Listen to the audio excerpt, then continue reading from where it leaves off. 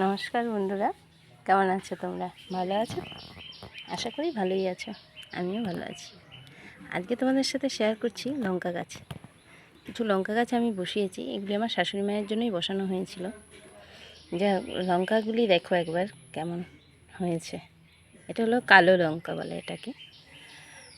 দেখো অনেক লঙ্কা হয়েছে। গাছটা খুব যে একটা বড় তা কিন্তু নয়, কিন্তু প্রচুর লঙ্কা এসে। আর এদিকে আছে কিছু এই লঙ্কা। এই দেখো কত ধরেছে, এরকম প্রতিটা ডালেই আছে। তোমরা বুঝতে পারছো কি না জানি না, বোঝা যাচ্ছে না। পাতাও সবুজ, লঙ্কাও সবুজ। যে দেখো অনেক লঙ্কা গাছ।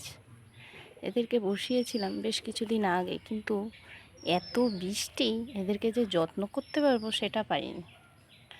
যখন বসিয়েছিলাম তখন এদের খাবার দিয়ে বসিয়েছিলাম, সেই খাবার দেওয়া, আর মাঝে মধ্যে একটু তরল সার দিয়েছি। এর বেশি কিছু করে উঠতে পারিনি, কারণ এত বৃষ্টি, মাটি শুকাচ্ছে না যে এদেরকে আমি খাবার দেব। তাতেও দেখো ভাই কত ফলন হয়েছে এদের। আজকে এদের হারভেস্টিং করব, মানে লঙ্কাগুলো তুলে নেওয়ার সময় হয়েছে। ভাই আজকে এগুলি করবো, নয় এগুলি সব পেকে বৃষ্টিতে নষ্ট হয়ে পড়ে যাবে।